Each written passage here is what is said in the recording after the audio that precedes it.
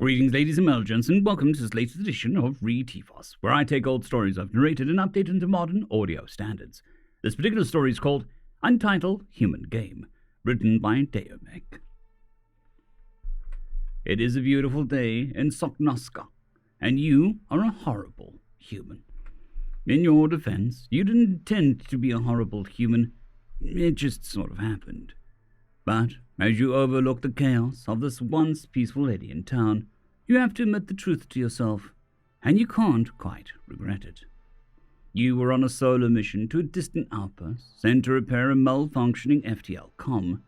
As you traveled through the quiet, hallucinogenic nightmare of L-space, something happened. You're still not quite sure what. Regardless, you were ejected back into real space and sent careening through the void.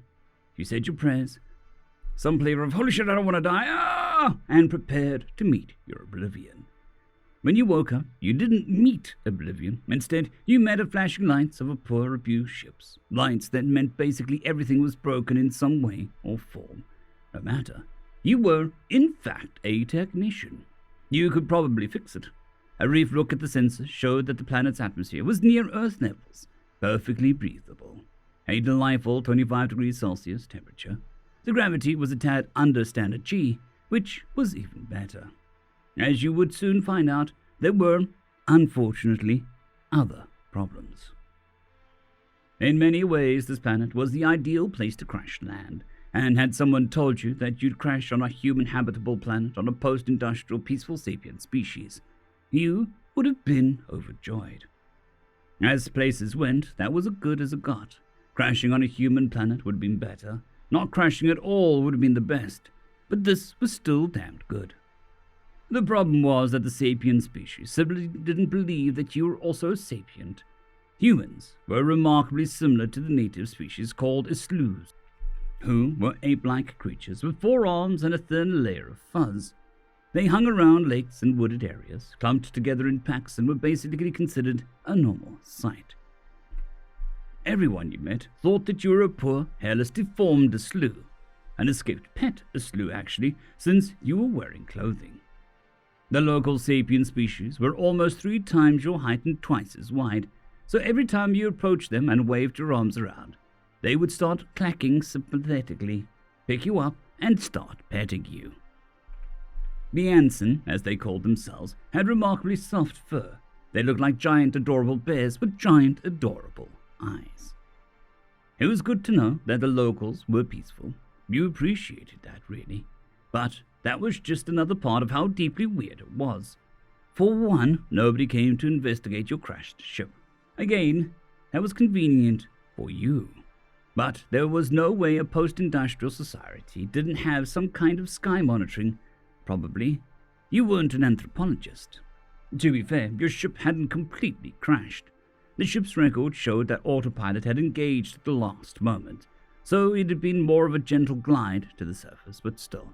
The initial entries should have shown up on radars or whatever. After the 5th failed attempt at trying to prove that you were sapient, fecking hell, these teddy bears were oblivious, you gave up and decided just to take the stuff you needed to get off this godforsaken planet. Lolo was bored. His mother was still shopping for groceries, and he just wanted to go into the toy store and get a new dirigible. They had remote-controlled ones now. Lolo wanted one so bad. As he kicked his feet on the bench, still very bored, he found something interesting. Lolo stood up and tugged on his mother's paw. "Mom, look, the weird Isloo." What? She gave him and the Isloo a distracted look.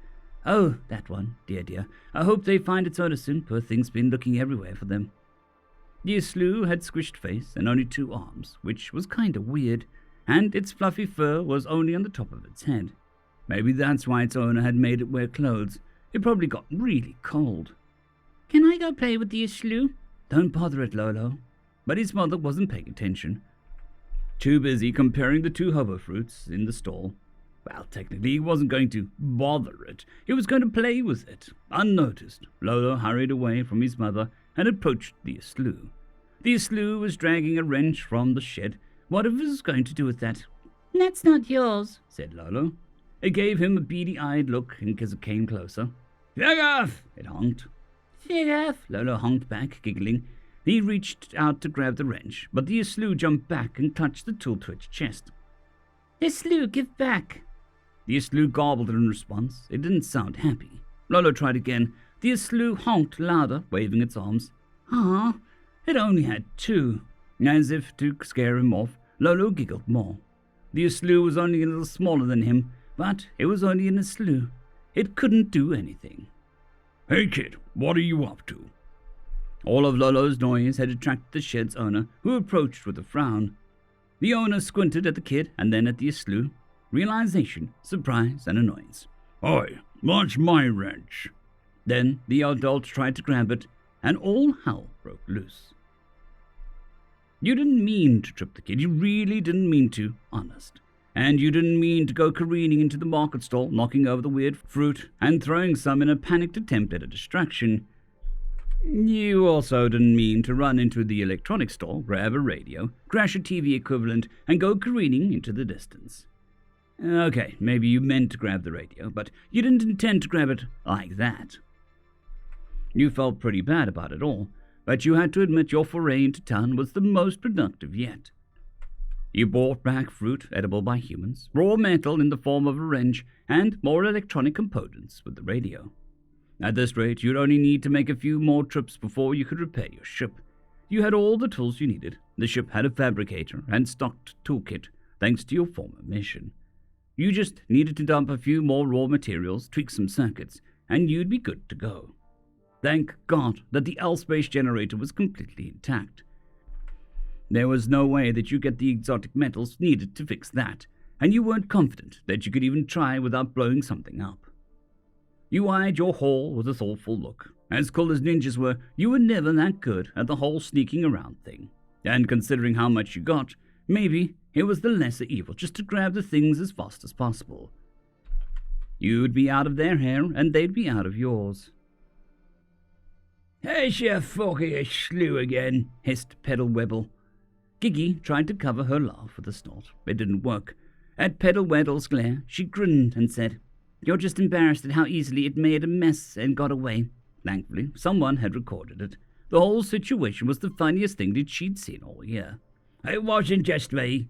Pedalweddle crossed his arms and glared. "Corodoro's TV was smashed, and I think it stole a remote."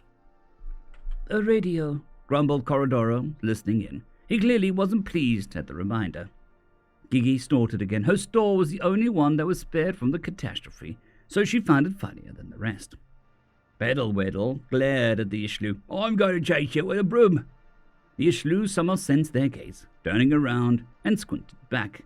"Ah, don't," Giggy outright laughed. "The poor thing's just a confused pet. Let it be, Pedalwebble." Pedalwebble had already gone into his shed to find a broom, so he couldn't hear her at all. Still, in the future, Giggy would constantly remind him that she had told him so. "Who keeps a Slough as a pet, anyway?" Corodoro huffed. She shrugged. "I don't know. Someone who likes the Sloughs, probably. They are kind of cute." Even this one was adorable in its own helpless, deformed way. Ugly cute. "Get out of here!" Pedalwebble, broom in hand, dashed towards the Slough. Holy crap, you did not expect the giant teddy bear to come at you with a broom. You leapt out of the way with some truly beautiful, uncoordinated flailing, hooked an arm around the broom, and stubbed your toe against the fruit stall, and crashed into it with the teddy bear. You were the first to recover from the confusion, and you were now in possession of a half a broom. You stared at the dazed giant teddy bear, slowly reaching down, and picked up a fruit nestled in his neck. You were now in possession of a broken broomstick and a fruit. The giant blue fruits were really good, okay? The teddy bear roared, and you, screeching in fear, sprinted away. Just as you passed the last storefront, you stopped and doubled back. That looked remarkably like a giant aluminium watering can. Exactly what the doctor prescribed for the ship. Giggy abruptly stopped laughing as the Slough ran into her store, grabbed the most expensive watering can on display, and ran out. "It's not so funny now, is it?" said Corodoro triumphantly. Panting, you made it to the ship without being followed. Man, that had been a rush. A little too close for comfort in some ways, but you snagged lunch and a major component for repair. You bit into the delicious, juicy fruit and chuckled to yourself. It was the size of a cantaloupe, the texture of a blueberry, and the sweet taste of something completely foreign. All in a day's work. You glanced at your checklist. The advantage of teddy bears' enormous size was that all the materials in their objects was oversized too. The watering can contained enough aluminium, and the radio had copper and ferrite aplenty. With this, you'd be able to fix your long-distance comms and signal for help. You did just that, spending several hours grunting and swearing as you coaxed the delicate tech to cooperate.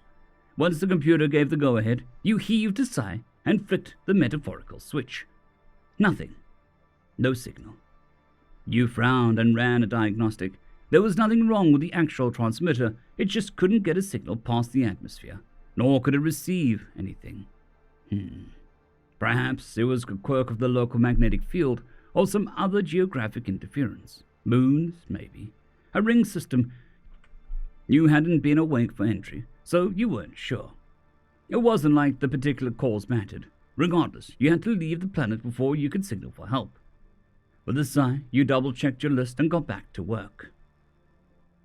You needed chromium and nickel. If the teddy bears were anything like humans, which they were, to a frankly weird and almost suspicious degree, you would find the metals in silverware.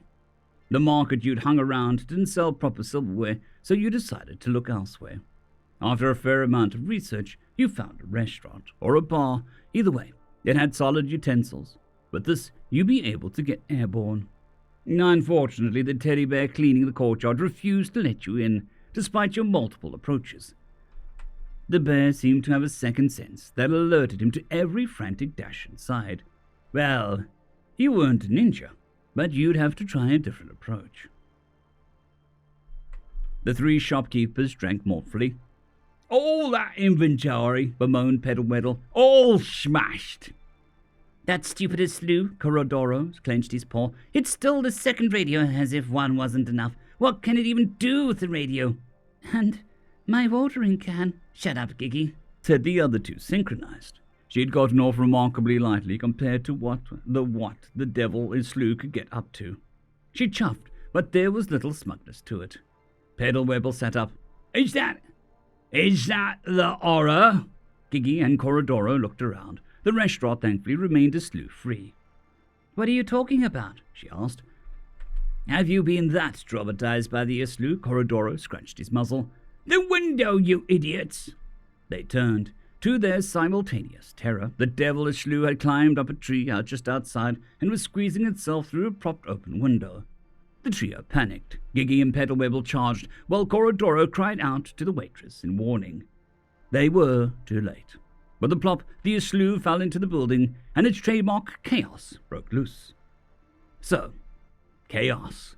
Back to overlooking the once peaceful town, you're overlooking it in your newly repaired ship, hovering over its quaint glory.